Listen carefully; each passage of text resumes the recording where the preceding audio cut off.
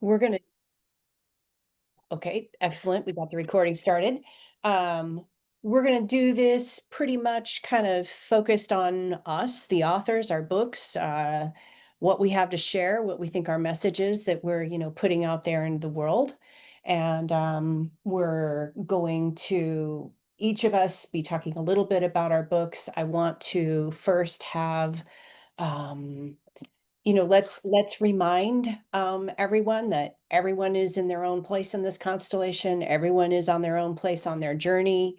Let's also remember, the language around safety. We all are ultimately responsible for our own caretaking. If someone needs to step away, please do that. We'll try to be mindful of the idea that if we're going to say something that might be particularly difficult, to give you a little heads up before that comes out of our mouth. But, as April said yesterday, nobody can promise anybody an absolute guaranteed amount of safety in any environment.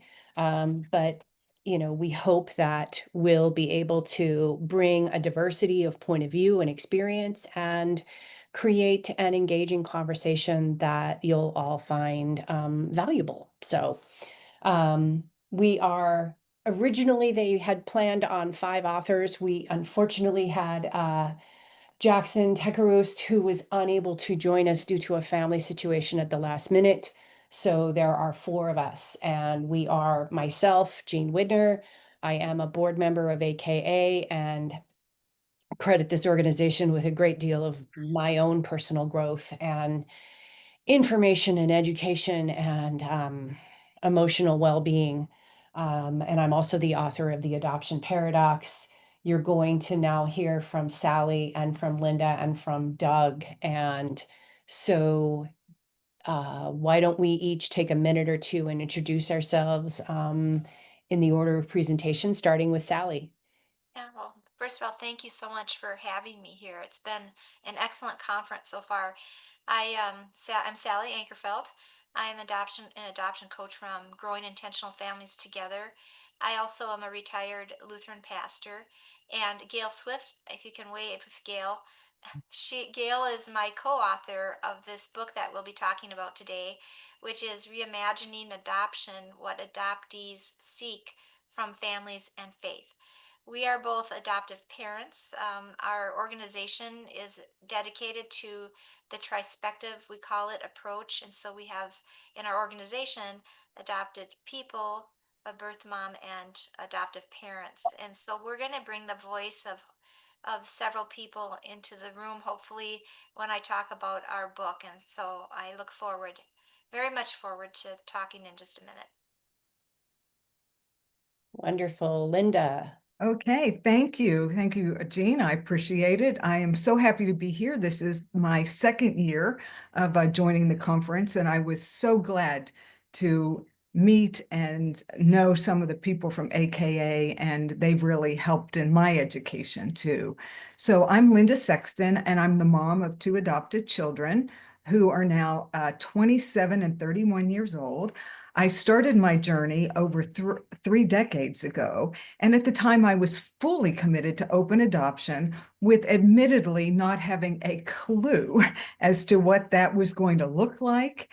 And there was very little guidance available to me at the time. I recall having many fears about it, even though I was committed to it, like how awkward is this going to be to raise a child with birth mom in the picture? And is this first family going to be too involved and interfere with our lives? So during my journey, though, I've had many aha moments, and later on, I will share some of those with you today. But I have been transformed from fear of first family connection to really embracing first family connections and understanding how essential they have been to my children's identity development, stability, and entire wholeness. Now I am absolutely passionate about open adoption when adoption is necessary. And I wrote my book, The Branches We Cherish, those branches being referring to the first family. I wrote the book primarily to help people that come after me, the waiting and new adoptive parents, not only get comfortable with openness and transparency, but to really understand how essential it is to the children as they grow up. And for the sake of the child, this is why you want to do it. So I'm thrilled to be here today. So thank you, Jean. Wonderful. And Doug, please introduce yourself. I first want to echo what the other panelists have said. This has been a really good conference. It's been my first adoption conference since 2002.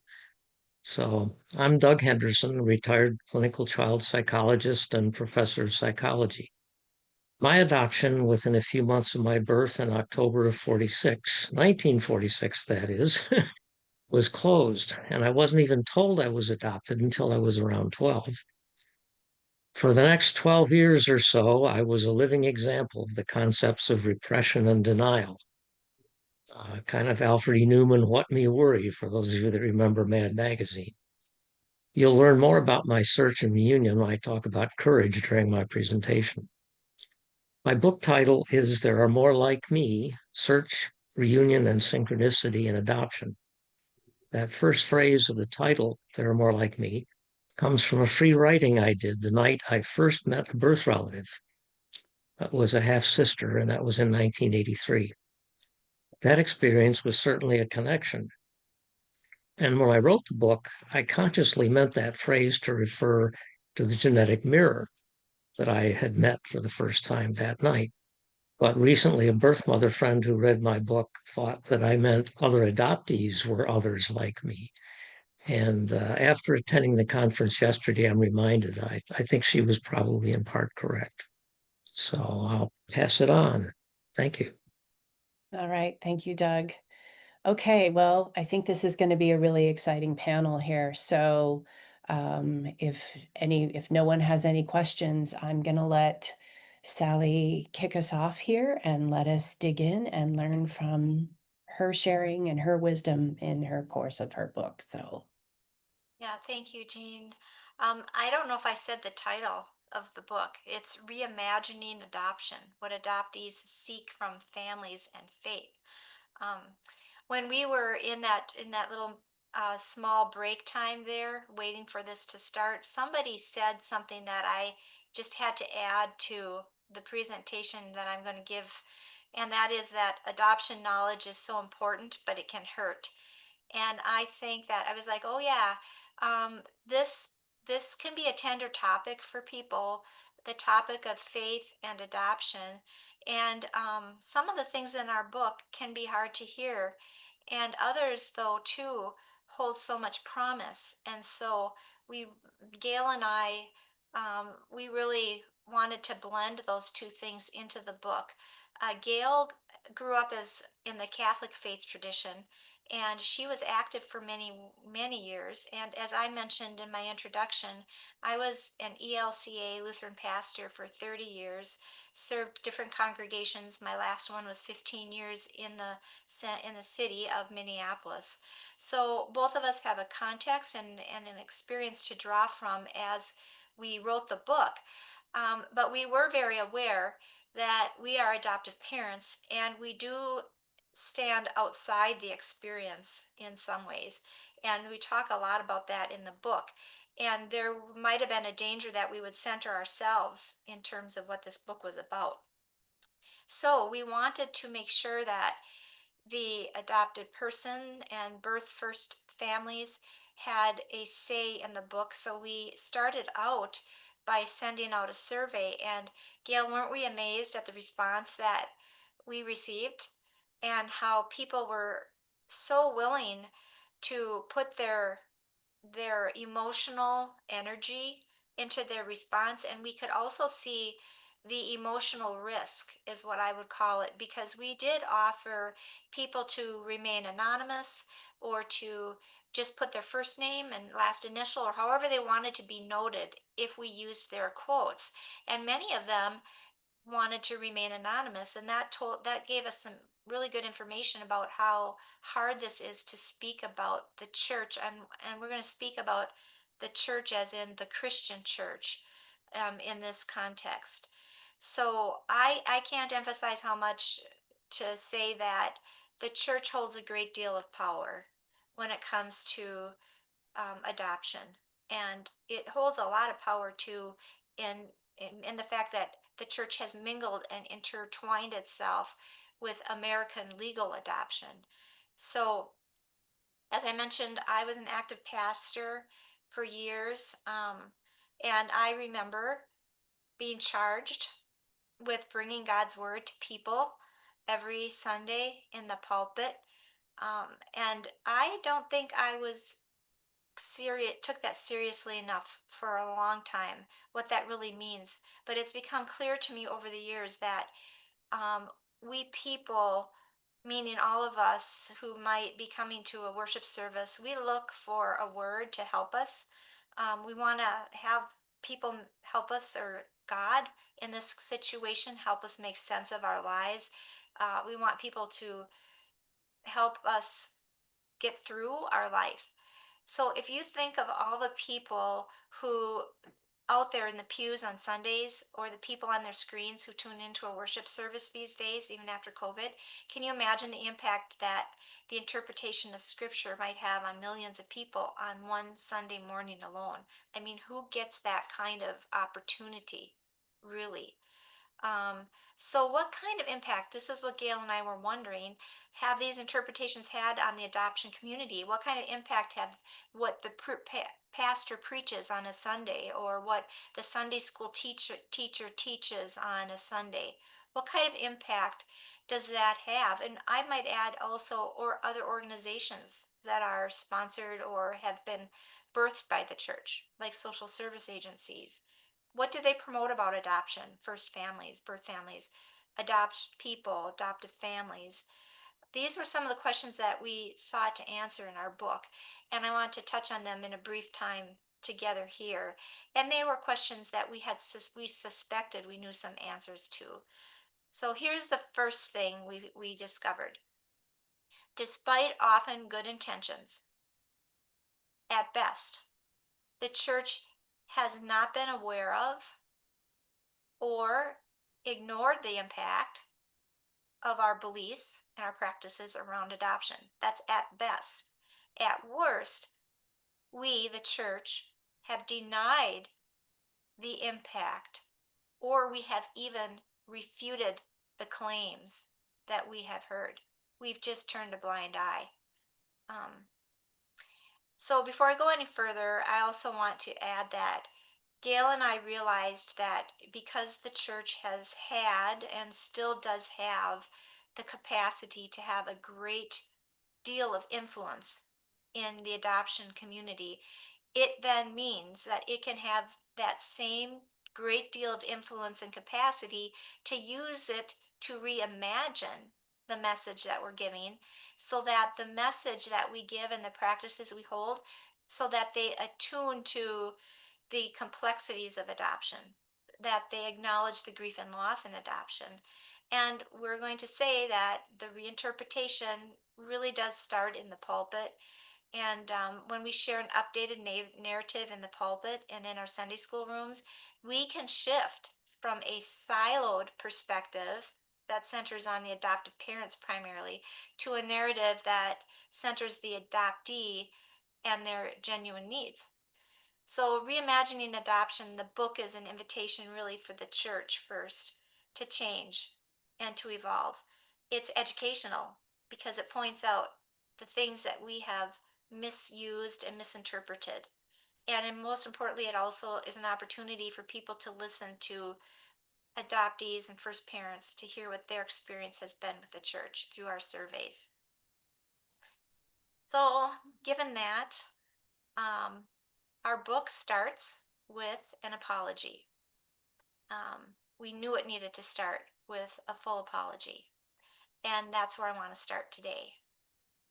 So I want to say the church, the Christian church, despite its good intentions and its many benefits, has also done harm.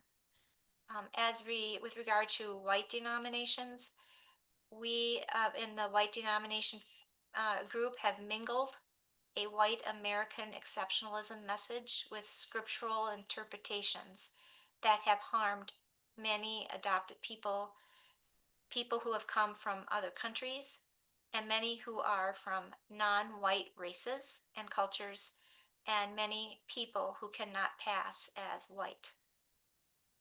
We have blessed adoption at the expense of minimizing, degrading, invalidating, and ignoring first families. We have declared that we have the right to decide what someone's experience means to them. We have separated and disrupted a person's narrative in many, many ways.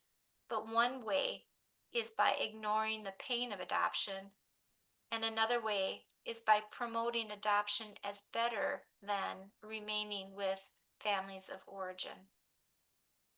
We have made adopted people and first mothers sermon examples. We've made them prizes for faithfulness, and therefore we have objectified them. At the core, we have forgotten the foundational message of God that preservation, restoration, and return is what God desires first and foremost. So that's the first part of an apology. The second part is, therefore, what can we do differently? And Gail and I believe that the church can do differently.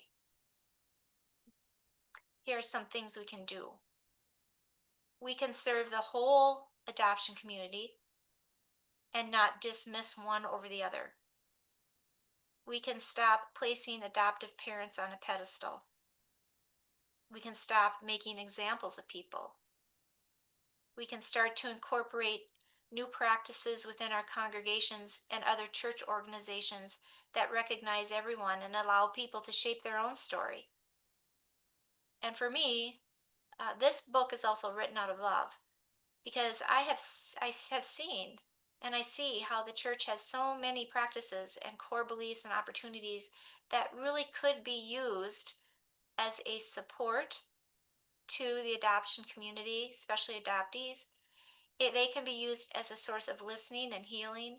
And really, the church has a potential of being a space that allows people to be their whole selves and allows families to come together, families of origin, adoptees, adoptive parents. The positive is that really we can do better, and in our doing better, we can have a positive impact on the lives of those in the adoption community. So I want to share with you some of the main narratives about adoption that the church needs to change and revise. And by the way, I do believe this is happening in some areas.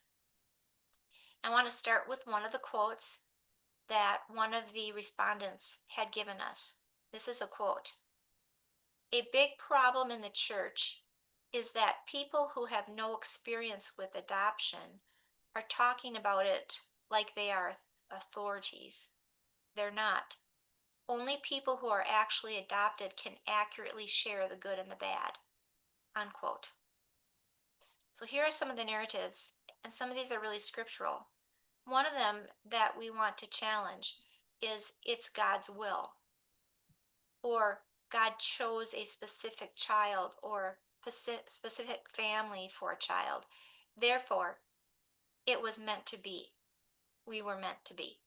Now, by the way, these are hard for me, some of these, to speak, because when I was less informed, I was unable to realize what I was doing.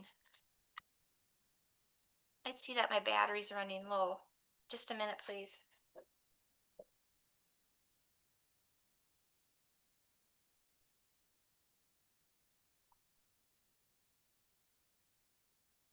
Okay. But that was one of them that I used to say way back in the day. Another one is, we are saving children. People will say that we have a biblical mandate to adopt, which means, of course, that the church in essence is saying that a person needs something to be saved from. And that was what was somehow before the adoptive family was less than, which can lead, of course, to diminishing or ignoring or not even thinking about birth families, first families.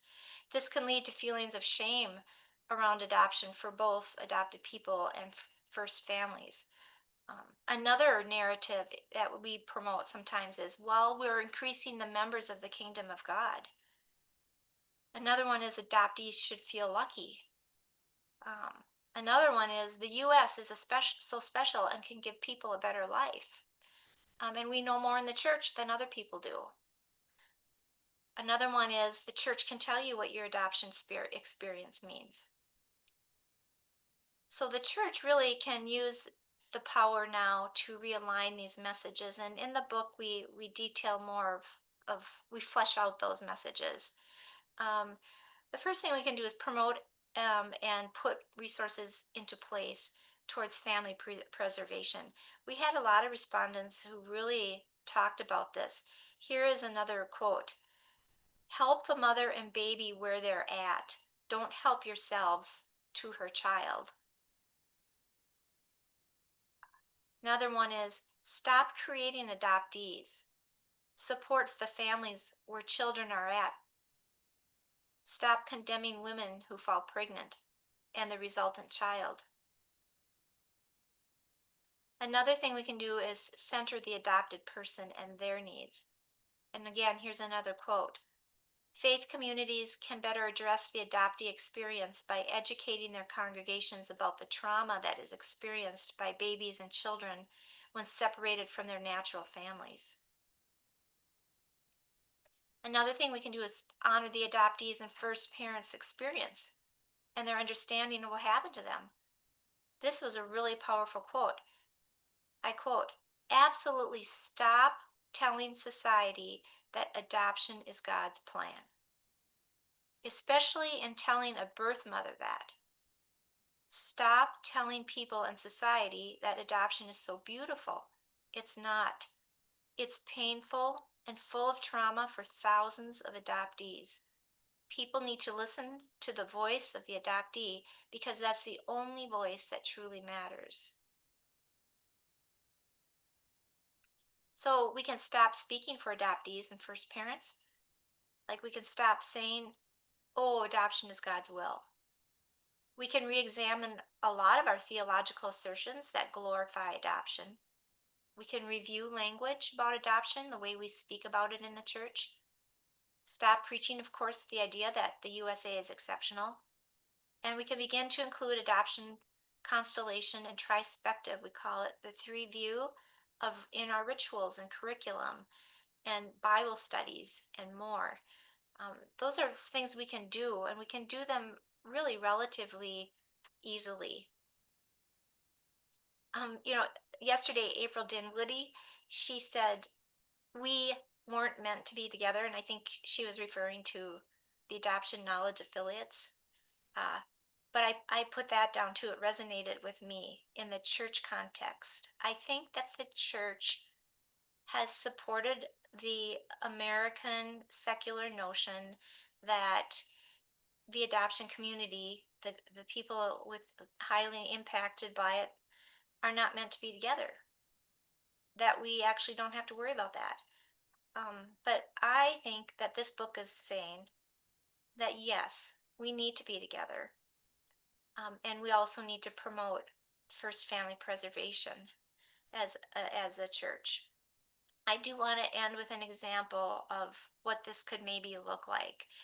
If a pastor, let's say in a congregation, is aware of more of the nuances within the adoption community, the pastor can start have the freedom to create a new way of doing things. When I was serving a congregation in the heart of Minneapolis, like I mentioned, for 15 years, there were some young people from the neighborhood who were coming to our Wednesday night youth programs. Some of you, if you're church people, you know Wednesday night is usually a big night. These three teens who were coming regularly, all of them had been adopted. Two of the children were with one family and the other was with another, and they were siblings. that Wednesday night group was an opportunity then for them to be together, and it was allowed by the parents because of the programming that they knew they were safe.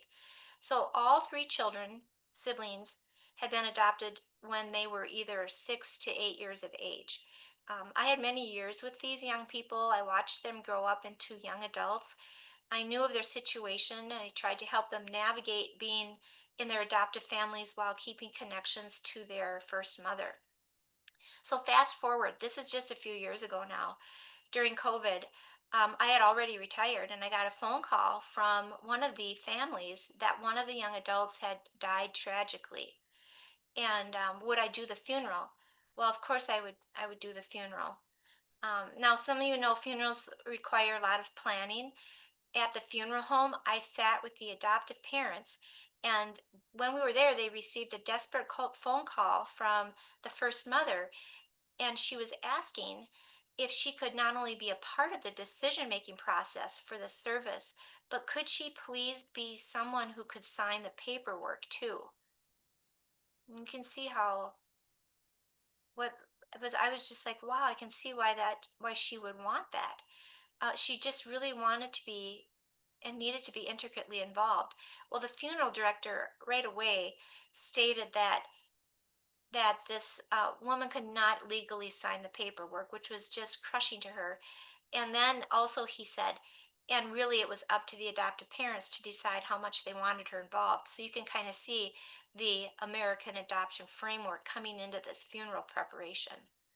So here is where the church can do things differently than what this American legal process has, how it has truncated people from each other. We can do things differently. So I'm just curious, if you were me, because that was me sitting there, what would you have done in this moment? You don't need to necessarily raise hands, but what would you have done?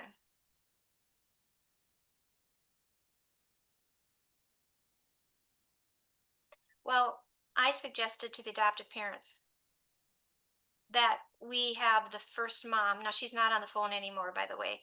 I said that we should have the first mom, I'll call her Mary, be primary in the planning, and that we decide to let her decide how the service would go. And they agreed, and because they were feeling bad about what the funeral director said too. So I went ahead then and I met with Mary and I made a suggestion to her. And I said, how about if we start with a ritual and we put your child's ashes in front of you and your children, and we only have you up there with your children. And what would it be like if you wrote something for your child and I offered to read it if she couldn't read it. She agreed. And so I have a picture, Jean, if you can put it up, with permission. It's kind of grainy, but there it is.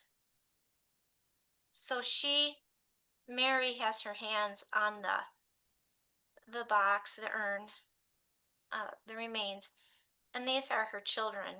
And I told you there were three siblings, but there was one of the siblings was parented by Mary, so there are actually four here. So that's why you see four. So I'm at that moment, I am reading what Mary had said. And I'm almost going to cry. I cannot tell you how powerful it was for her. So after that blessing, then Mary and I planned that the adoptive parents, there were two families, that they would gather on the outside of the circle for another blessing.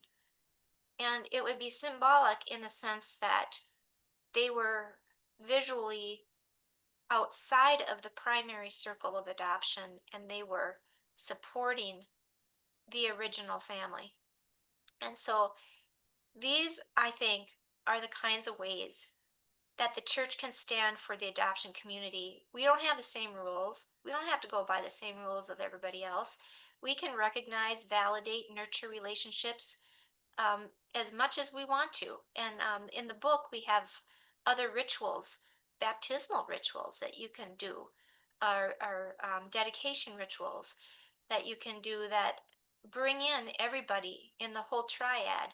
And it's kind of really these actions, it affects one family, it can have a ripple effect. And I keep in touch with the family to this day. Um, so the church, finally, I just want to complete by saying we can we have resources. We can turn those resources more and more to fund family preservation. So we can become much more attuned to the adoption community while at the same time looking towards family preservation. And I do know that this is happening more and more. Um, what I mentioned earlier, what Gail and I really believe that the foundational force of God's desire is to preserve. It's to bring people back into relationship with each other. It's to restore, and it's to enter into complex, difficult situations, and also to celebrate the beauty of relationships. Um, and that's really what our book is about. So I will conclude with that. Oh my gosh, Sally. I've read your book, and this still just absolutely rocked me to the core. And I think it did a few other people here. Let's take just a minute and have a breath, everybody. Self-hug, if you know that, if that is helpful for you. Just take a minute here and just sit with that entire presentation.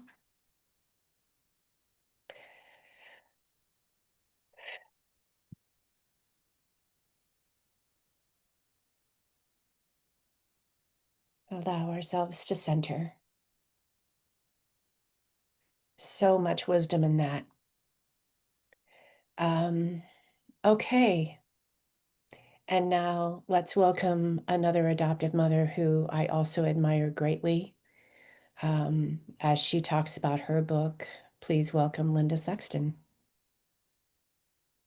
Thank you, Jean. And thank you, Sally. That was incredibly powerful. And I just have to say, I am 50% through your book at this point, and I'm finding it incredible, engaging, and you have so many people that you interviewed, and the voices are in there, and incredible work. So thank you, Sally. So what I would like to do is to talk about a few of the moments of transformation for me, those aha moments where I realized that open adoption is so much more than I had ever imagined that it would be.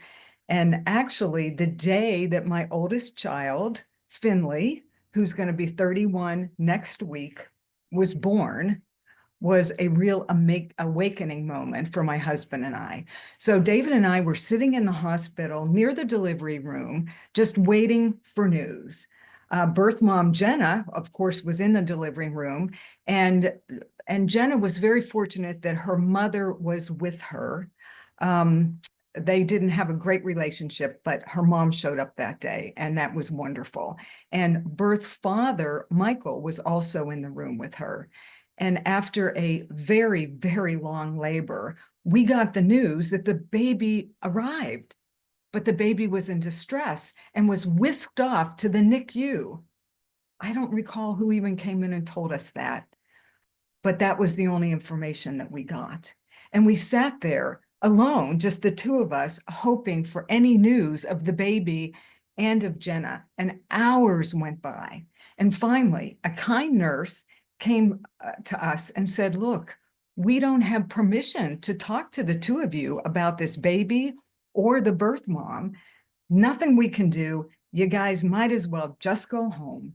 And she said, I'll tell you what I'll do. I will give your phone number to the NICU doctor, and I will ask him to call you, but I can't make any promises. Go home." So we did. And that night, David and I were in distress, just not knowing anything. But around 9 o'clock at night, the phone rang, and it was the NICU doctor. And he said, "I know I'm not supposed to talk to you, but I do want to tell you about the baby. When Finley was born, the umbilical cord was wrapped around his neck, and he had a lack of oxygen, and we had to get him into the NICU right away. But we were able to get him oxygen. We put him on an IV, and that baby is going to be fine." The next morning, of course, David and I got up. We went to the hospital. By that time, Jenna had given them permission to talk with us. So we went into the NICU, and that nurse put that baby in my arms. And it was kind of awkward because there were tubes coming out of everywhere, including the top of his head. And I looked into that baby's eyes, and of course, I fell in love immediately. There was no hesitation, the love for this child. And David and I sat there taking turns holding this precious baby. And then Jenna came in, and Jenna looked at us, and Jenna was not happy to see us. Who could blame her? I could tell she was spent in every way, physically, emotionally, spiritually. She was not in a good place. And then Michael, birth dad, came in too. And the four of us sat in that NICU room, taking turns holding that baby, not really knowing what to say to each other. And then a nurse came and said, "Jenna, you're released. You can go home." And Jenna got up and she left. And Michael got up and he left. And David and I are sitting there holding that precious child. I thought that that was going to be a moment of incredible joy for me. But what really happened was grief just washed over me. It just flooded in. And that was the moment that I learned what open adoption was really going to be. It meant that I had to hold grief and joy in my hands at the same time, that they were going to coexist. You see, I knew that that was going to be the case for Jenna. I knew that it was going to be a grief situation for her, but I didn't expect that for us. And then there was the child, right? You know, at that time, I thought that that child was going to have this, right, incredible life. All I could think about was everything that we were going to give that child: unconditional love, a wonderful family, tons of cousins, a great education, all the things, right? And how wonderful it was going to be. It didn't occur to me at that time that that child was also losing the ability to grow up with Jenna and with Michael and with that family, and that that child was going to have a huge loss associated with that. So here was on this day, my first lesson, that adoption starts with grief and loss, not just for the first families, but for the adoptive parents too, and then most of all, for the child. And of course, since then, I've learned that acknowledging this grief and this loss for all members of the adoption constellation is really the first thing that you need to heal. And then to eventually, it can turn into immeasurable love. So that was a first aha moment. That came pretty quick. I'd like to share another transformation story. And that was about 4 years later. So Finley now is 4 years old. At this point, Jenna and I have to say that I knew Jenna. She and us, we matched when she was about 5 months pregnant.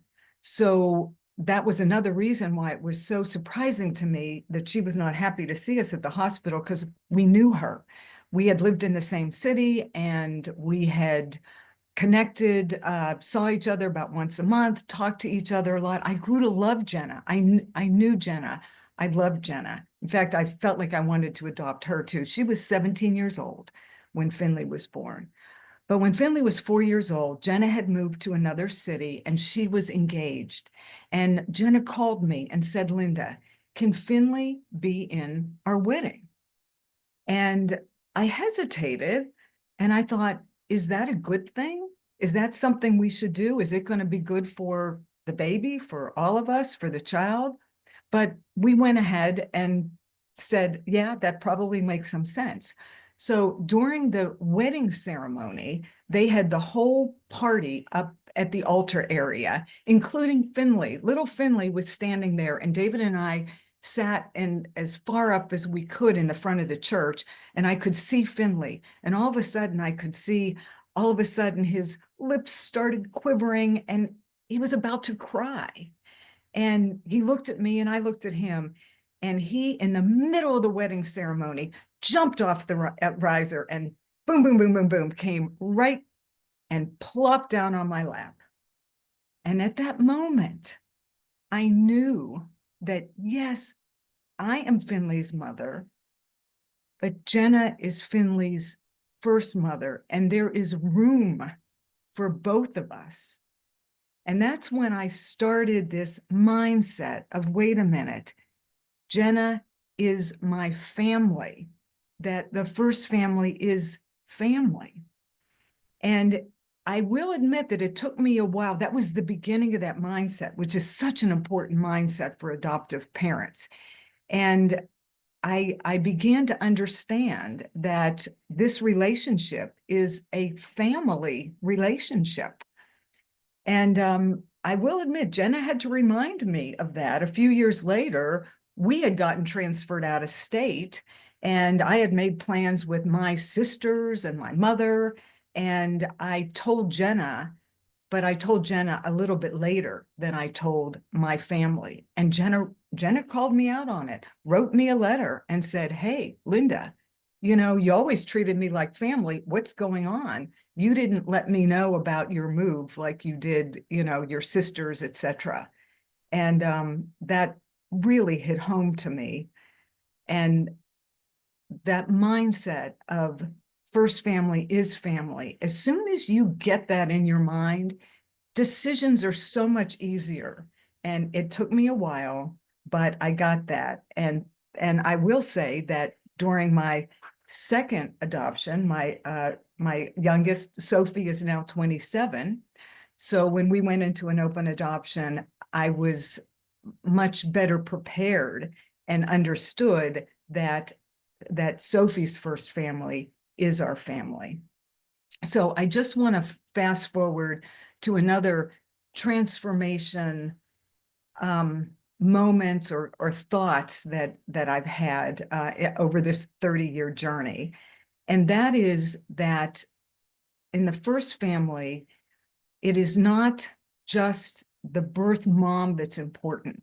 You see, I always thought that as long as my two children knew their birth mothers and had some visitation with their birth mothers, that we would have no problems with adoption, that we would bypass any adoption-related issues.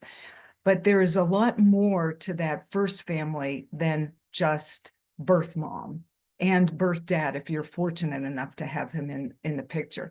So fast forward, second adoption, I did go in with the mindset decisions were a lot easier. And I will also mention, when Sophie was 15 years old, her birth father, Ricky, got married and called us and said, hey, can Sophie be a bridesmaid? And easy answer, of course. And Sophie was a bridesmaid in his wedding. And that was easy because we knew him and his family. He visited probably every year when Sophie was growing up. But last year, Sophie called me and said, Mom, Ricky's family is getting an Airbnb for Thanksgiving, and they want me to come and spend Thanksgiving with their family. And what do you think? Is it okay if I spend Thanksgiving with his family instead of you guys this year? And I will admit that I was actually very happy about that, because I know the importance of the connection with the first family. But the thing that I realized is Sophie did want to see Ricky, of course, and his brothers and sisters, which would be her aunts and uncles, because she kind of grew up knowing them. But the real draw wasn't Ricky. It was the fact that Ricky had two kids, which were 8 and 10 years old. My little brother and sister, she said, I want to see them. She has grown up kind of knowing them. She sees them once or twice a year, but the real draw was the birth siblings. And I have seen that time and time again, that uh, my children really connect with their birth siblings, and that's what brings them so much joy. So one of the things that I like to tell other adoptive parents is, if you can't have a strong relationship with a birth mom or a birth dad, and in our case, we were so fortunate that we could have relationships with all of them. There is somebody in that first family that can give your adopted child that mirroring and, in fact, that joy. And it could be a grandparent, it could be an aunt, an uncle. And if it's a sibling, those things can be really strong. So look for somebody in that first family that your child can connect with. So after 30 years and 2 open adoptions and still maintaining relationships with all 4 of the birth parents, I wanted to write my book, The Branches We Cherish, to help people coming after me get comfortable with openness and with transparency. And if I have a single message, if somebody said, what is the single message? It's that the person that is going to benefit most from open adoption is the child, the adopted child. And that makes all of your decisions so much easier if you think of them as the North Star and what is best for them. And, you can acknowledge what's best for them and then make your decisions and go from there. But I also don't want to gloss over seeming like open adoption is just a great, easy solution. I mean, what I really want to do is, if you are in a situation of adoption, and I know now that family preservation is the best option if you can do that. But if you are in an adoptive situation, that the first family connection is so important. But just getting back to this point about my children didn't bypass all of the things that were related to adoption. They did experience trauma when they were separated from their birth mom. And those things came out, particularly for my children in their teen years. And I do talk about that in my book.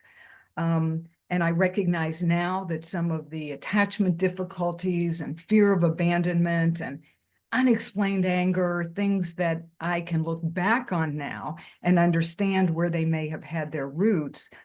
My children experienced all of that.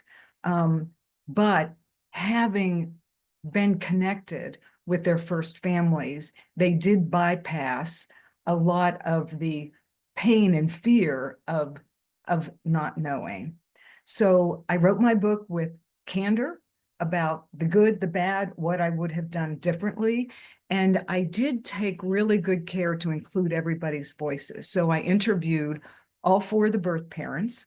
In fact, there's a section written by one of the birth moms, and there's a section written by one of the birth dads. But all their voices are in it. And I also interviewed my children, so their perspective is in there. And then I guess the last thing I want to say is that I really want to give back to the adoption community, and all author profits from my book, The Branches We Cherish, go to provide support and therapy to adopted persons and birth parents, because it is so needed. And when I had my children needed therapy, we couldn't find any adoption competent therapists. So I just want to help people get that therapy that they need. So basically that's my story. And I guess you have a one page that you can show, which just will show a couple of pictures, if you would, Jean. Okay, so you can see on the left-hand side is pictures of Finley with birth parents. So the top left one is a day that Finley and Michael, who they were no longer dating, by the way, but they did both come together when Finley was 3 years old and visited us together. And then fast forward, the picture bottom left is Finley with Michael and Jenna. And this was literally taken last month. So Finley lives in Austin, Texas, and Jenna and Michael actually live in California, and they flew to Texas to see Finley, and they try to see Finley at least once a year. But that was a picture that they took just last month. And then on the right-hand side is a picture of Ricky, obviously holding Sophie when she was born. And then throughout the years, he saw Sophie every single year. And that's just a picture of them. And of course, now you know they spent Thanksgiving together, and they're going to do that again this year. So that's it. And after Doug talks, I'll look forward to taking any questions. Thank you, Jean. All right, wonderful. Thank you so much, Linda. Really appreciate those points of view and all of your wisdom that you've learned too. Doug Henderson, you are up.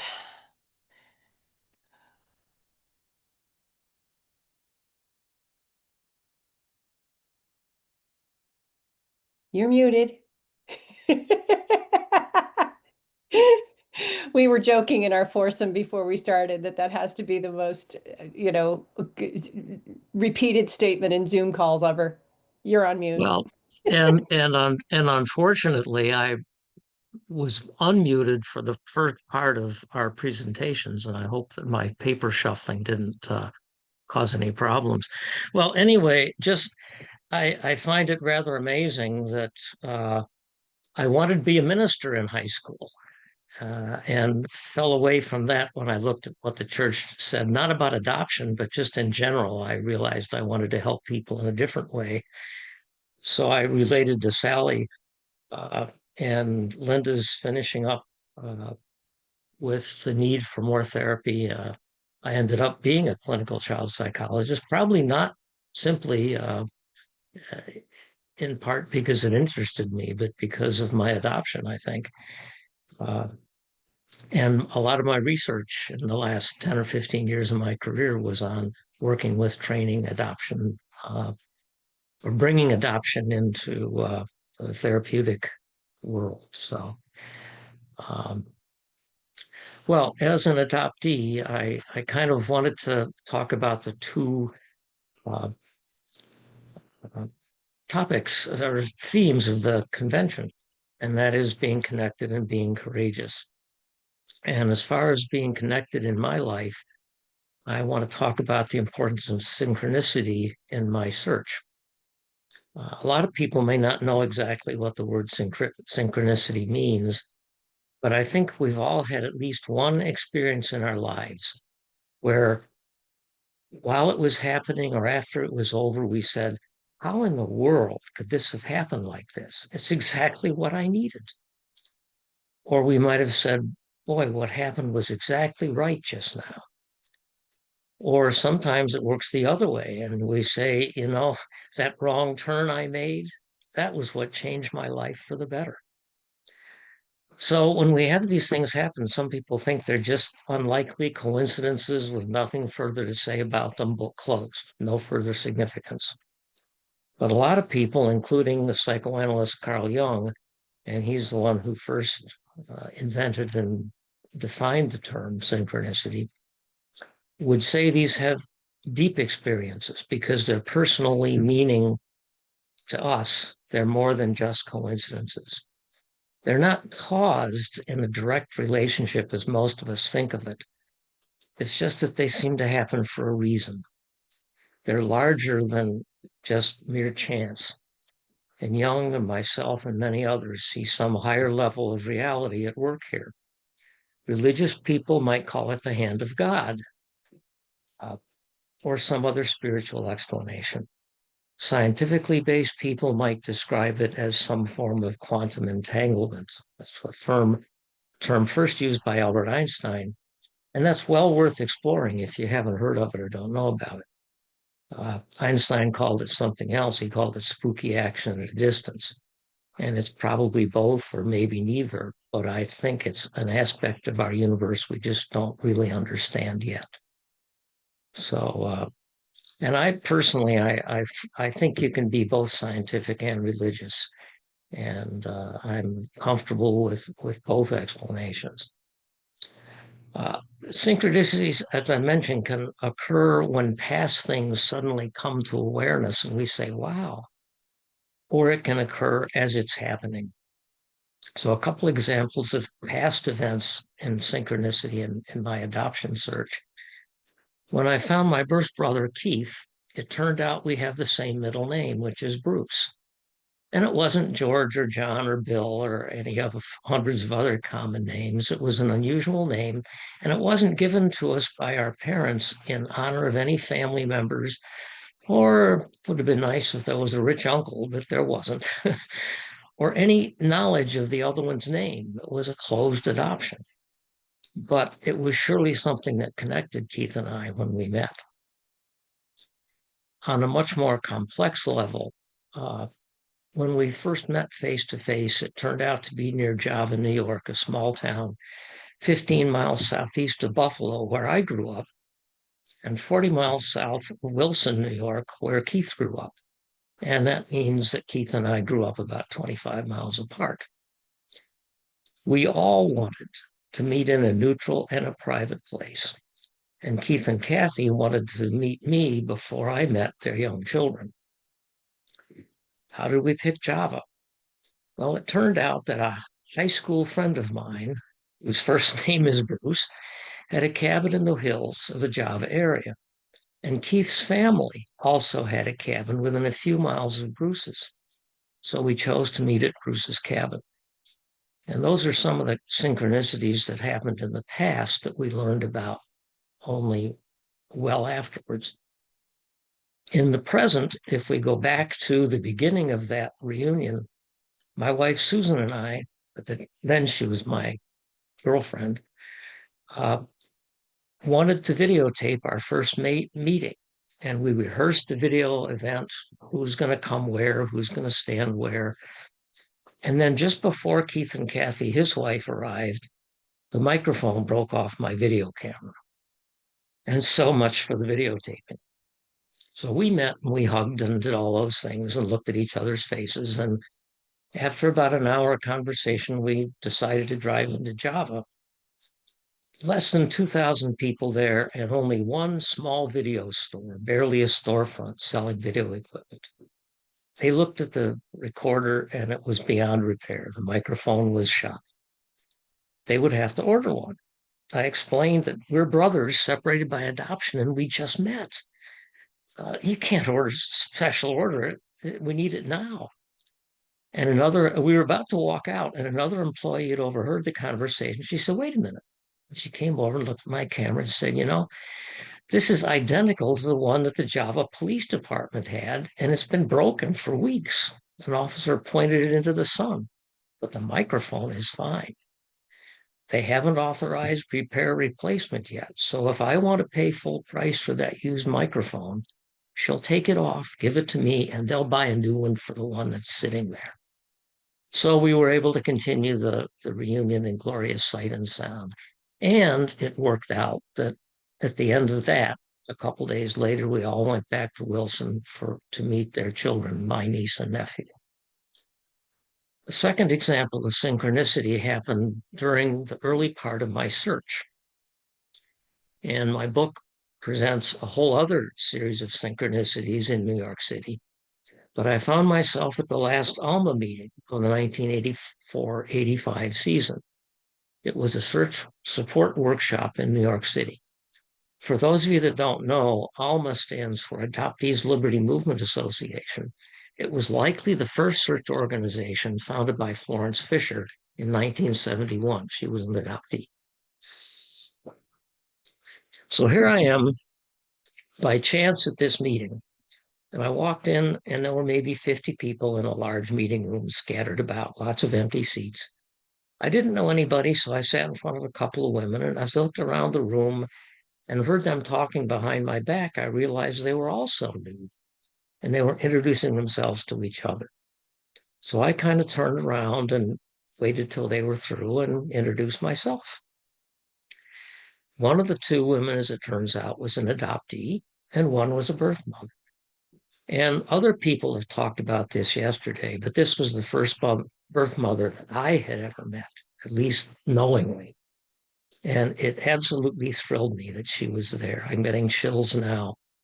And I think I didn't mention that I was in tears during both Sally's and Linda's presentations for a little while. So this is really heavy stuff, I think, for all of us. But the fact that she was there looking for a child that she'd surrendered for adoption was really exciting to me.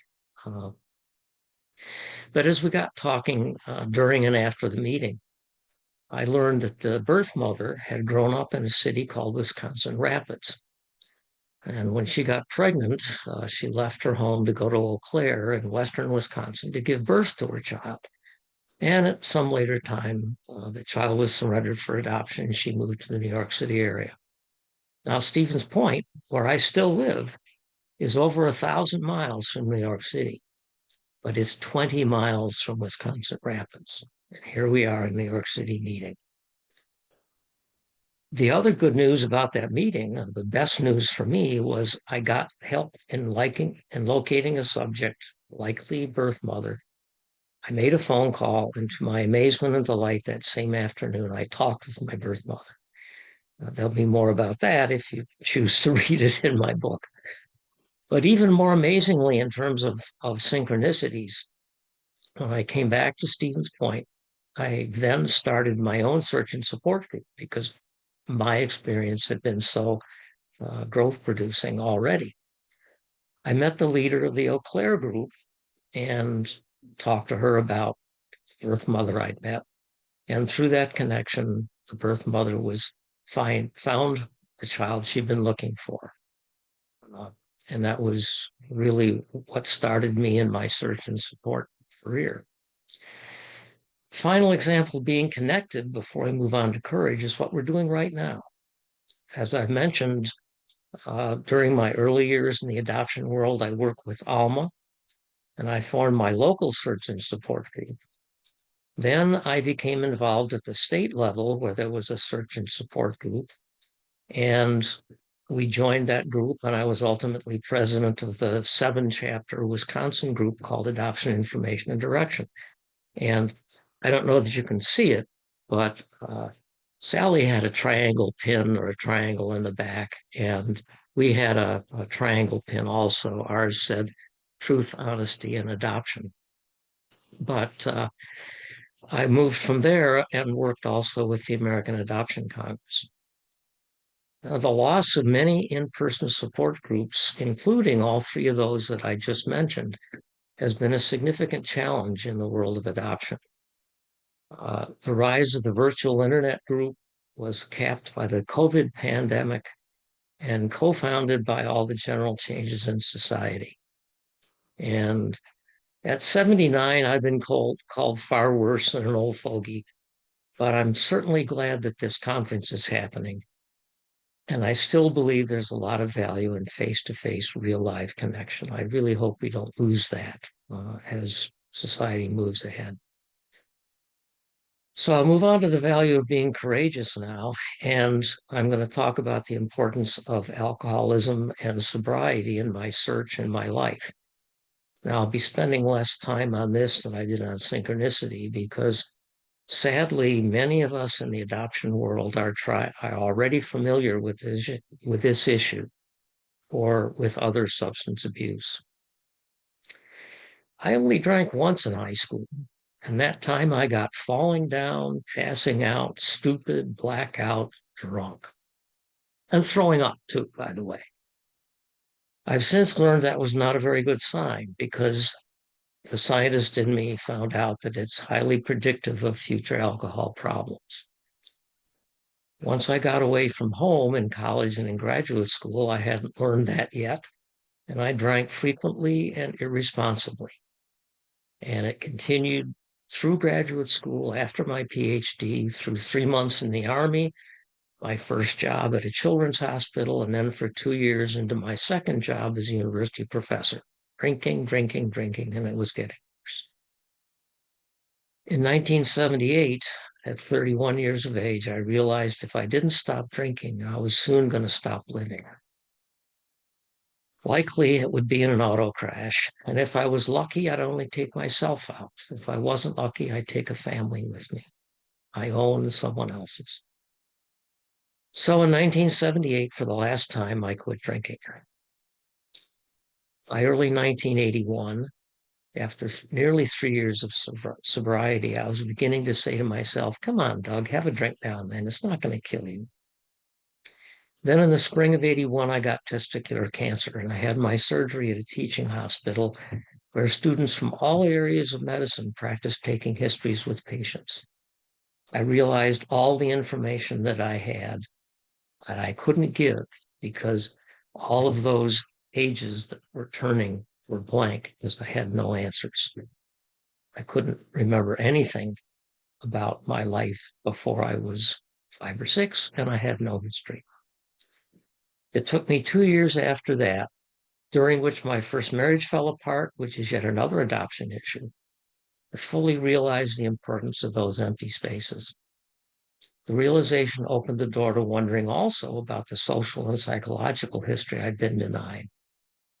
In 1983, at 35, I conducted my search, and I found that my birth father had died in his early 50s, just 3 months before I found him of alcoholism. Learning about his search, some people might have shrugged their shoulders and given up the battle and said, why fight it? It's in my blood. For me, though, my truth and learning my truth has provided me with the courage and the strength to stay sober ever since. And I'm going to cut a little bit here because I want us to have some time for discussion, and certainly Jean needs some time. But I had to add a trigger warning in my book because what I did when I was drunk was some of it pretty offensive to others and to me. And one of the reasons I wrote my book was and is to show others in and outside the triad that quitting is possible, and being a drunk does not have to end in death, mine or anyone else's. Now, on that note, I'd like to give some visual interest. And Jean, if you can put the first of the photos up, and I'm going to not, let's see if I can do this. I've been minimizing the video feed from the adoption. Okay, well, they're all there at once. Okay. Ignore the picture at the top, folks. That's supposed to be the final the final one. Uh, anyway, the lower left two pictures. Actually, they're in reverse chronological order. The lower right two pictures are the earliest pictures we have of Keith and I. We hadn't met yet. We didn't even know each other existed. We both had very curly hair. And when short hair became less popular and long hair was the thing, we both hated it. And we both kind of combed our hair, parted it on different sides, but mine piled up on the right side and his piled up on the left side. And we looked like Dagwood. The second picture's on the lower left of your screen, the second evolution of our hair. I was standing in front of my truck. I called this section Boys' Toys, but we both liked going out in the woods and spending time together, camping, and we liked playing in the mud. And I'm not dressed for it, but on the left, I played in the mud in my Jeep Cherokee. And I had to get towed out a lot. Keith on the right, both of us now teasing our hair in an afro. He had a somewhat bigger truck and one that was more powerful, and if you look in the lower left corner behind his wheels, you'll see some mud on his truck. So we both played in the mud. Uh, I think there was another set of pictures with Keith and I with our afros in full bloom. But the top set of pictures, one last thing about this, I I I had large gaps in my reunion, and I learned from this from listening to people yesterday that that's not unusual, and I don't feel like I need to apologize for it. But these two pictures of Keith and I were taken in 2024, just over a year ago now. And when we looked at that, uh, it's like, wow, is this the genetic mirror or what? And what I wanted to close by saying is the best three things that I've ever done for myself in my life have been my sobriety, without which nothing else would have happened, my search, and finding Susan, my second wife, my soulmate. We've been married for 24 years, 26 years. We dated for 14 years before that. And it's the best thing I've ever done for myself.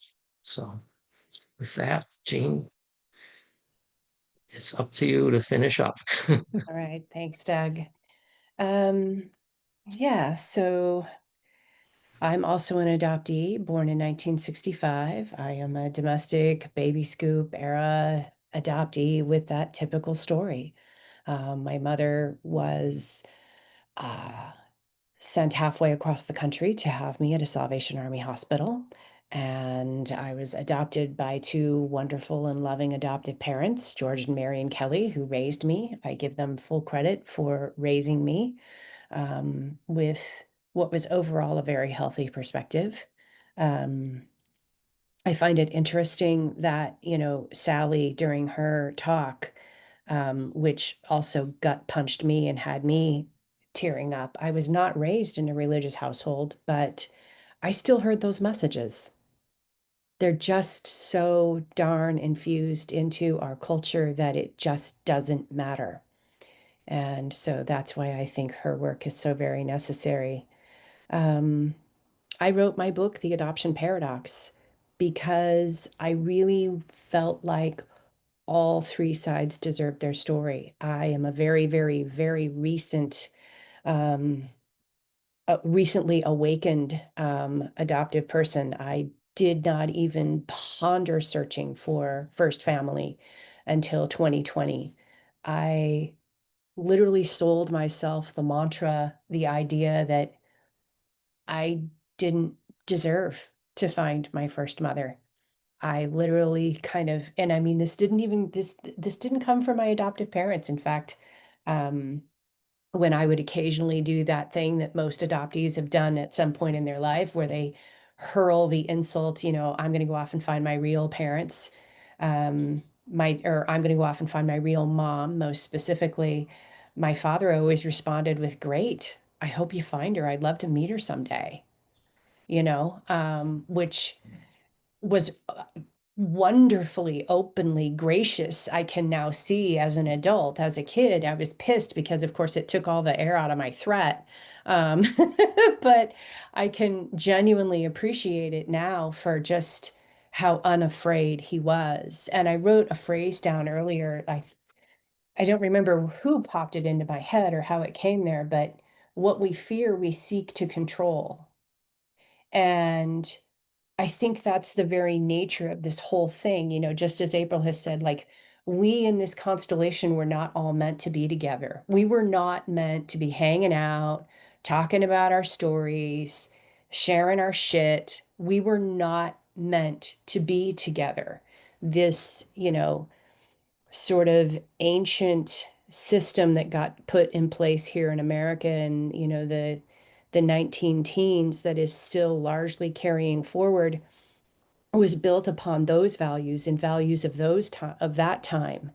But they don't hold, um, I think, accurate answers for the needs of modern families in this time. And, one of the things that has resonated throughout this conference so far is, um, you know, April talking about her journey, and we're talking about, the importance of knowing yourself, being able to own your own journey, own your own story, own your own narrative. And then also a lot of what Gretchen said, in terms of being able to have contextual place. One of the reasons why my book also gives you a bit of a history lesson is the idea, sadly, child welfare was sort of a sidebar of how adoption got created. Adoption was created to manage wealth and the labor of children. The idea that it was actually for our benefit is actually a relatively recent notion. And then through using tools that were built a century ago, the archaic nature of the tool is starting to become really, really clearly visible. It's sort of like, why is this farmer still using a mule, and a plow to create a fertile field when we have a much more modern sensibility and a much more modern technology? We're still practicing adoption with, a mule and a spade, when the reality is we know that we need something far different, but convincing lawmakers of that is a different thing. And so I think what I tried to do in my book is to try to bring the legal and the historical and the contextual concept of, like, this is how we got here, and this is what's wrong with the system, and still give heart, though, and space to the idea that ultimately all of us are always creations of our culture at the time that we live, right? I mean, my mother, both of my mothers, were trapped by the cultural expectations around them. My unwed first mother was forced to relinquish me because of society's expectations. One of the things that I say in my book, though, I'm not 100% certain that my adoptive mother really wanted to be a mom. I'm really not sure. But in 1962, when you got married, that's what you did. You started a family. My dad wanted to be a dad. No question. My adoptive father wanted to be a dad. He was a great dad. He was meant for the role. I'm not sure about my mom, and that's something that I still kind of wrestle with. But that's one of the things that I think that we all need to always try to carry forward in our conversations and in our understanding with each other is that wherever you are operating inside of this larger silo. We are. We may not like it. We may see ways that we want to change it, but that is the silo that we're in. And again, of that time. And so we can't apply modern sensibilities and awarenesses back culturally 50, 80 years ago. They just won't go. Now we can look at them and say, boy, that was awful. Like, that was really, really awful. And that was terrible. And let's make sure that we try to do better, both now and into the future. Let's look at what we can learn from how things were, and this is true in adoption, this is true in our larger culture, this is true in the conversation around race, all the things. So that's how I want us to always try to be framing the conversations with each other, is that we do have to give grace and space and understanding that everybody is where they were at that time. And I think that having those conversations is so, so important. And that's ultimately, I hope, what my book ultimately is a conversation starter around what first families, what created a relinquishment in the first place, both back in my mother's era and now. And sadly, we know that that's financial. We know it's financial. Every person in this room knows that that's what it is. But we have work to do, and we need to get the rest of the world to understand this. And so, Gretchen Sissons is a great book to recommend. My book is a great book to recommend. All the other ones that you've heard today are fantastic recommendations. But I'm going to conclude actually by reading words of wisdom from a man that I interviewed for my book, whose name is Chester Jackson. And he is himself a late discovery adoptee through a very, very informal situation where basically his mother gave him to her best friend and to raise, and tried to stay in his life for a period of time, and then realized that wasn't possible for her. And so she stepped away. He didn't find out about this until much later in life. He is also a long time, 25, 30-year advocate of working with children and teenagers, most especially within the foster care system. He is himself both an adoptive and a guardianship parent. And in all of his work in both Pittsburgh and New York, he shared some wisdom that I think is worth putting in your back pocket. And we're talking at this point also a bit about the reaction to the market and the reaction to what adoption has become. He says, the problem is that the heart of the matter hasn't changed. Foster care is still a terrible, terrible system. You lose your rights in a way most people can't really fathom when you become a foster child. You are nobody's responsibility.